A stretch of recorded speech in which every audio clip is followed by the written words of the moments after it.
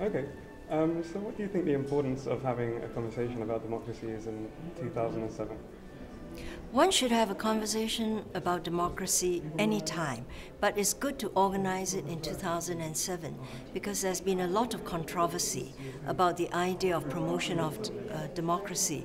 Also, people forget what is democracy, and so a conference such as this I think clarifies the ideas for many people, tells us what democracy is about and what it is not about, that it is, and that the United States thinks of democracy in a much more broad way than is generally thought.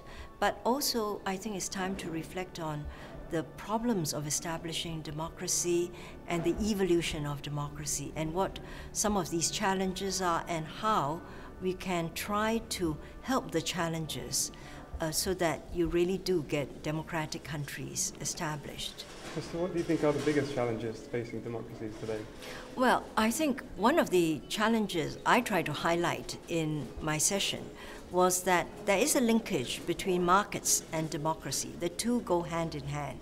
It's hard to conceive of democracy without really also having open markets, because the idea of the markets is that it is through trade, it is through investment that a country can achieve prosperity. You buy into those goals, you see, and you don't go to war, you don't in fact get into a conflict. After all, democracies don't go to war against each other, right? So you need markets, and because of the markets, the competition, markets bring in investment, it brings in economic competition.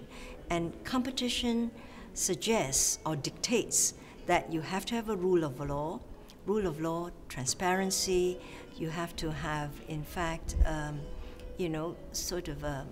information, access to information to help you. And of course, that will really propel the country to democratic government.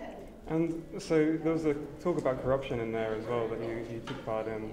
And do you think when corrupt practices do take place, it's kind of damaging for the whole idea of markets and democracy? Corruption is, it's a very difficult phenomenon, but it's there. You can't get rid of it. You can find corruption in democratic countries, you can find corruption in authoritarian countries. It's a very rare countries that can in fact fight corruption and keep corruption at bay. A few countries have succeeded. My country is one of the few, Does it spoil the democracy debate? Not at all. In fact, one could argue that democracy does, in fact, help to, bring really corrupt practices to light and stop them. But it doesn't always work, Probably my country is one of those that, have been able to practice to have a non-corrupt regime when the government is so central. And what do you think are some of the lessons that the United States could learn about democratic practices from the rest of the world, such as countries like Singapore, for example? Well, no, the United States, is a big country. Singapore cannot teach the United States anything, except maybe math and science, because we are quite good in math and science, and really education is the core of our success. And when you have education and an educated population, it's very difficult for the elite, political elite, to do things against a population that is educated. They can, in fact, do something about it. They can get up and go, they can speak out, etc. But I think the United States, in fact, I would say the United States is very successful in self-correction. I've been here now 10 years, 11 years, and the excesses of one time somehow, the pendulum swings back again.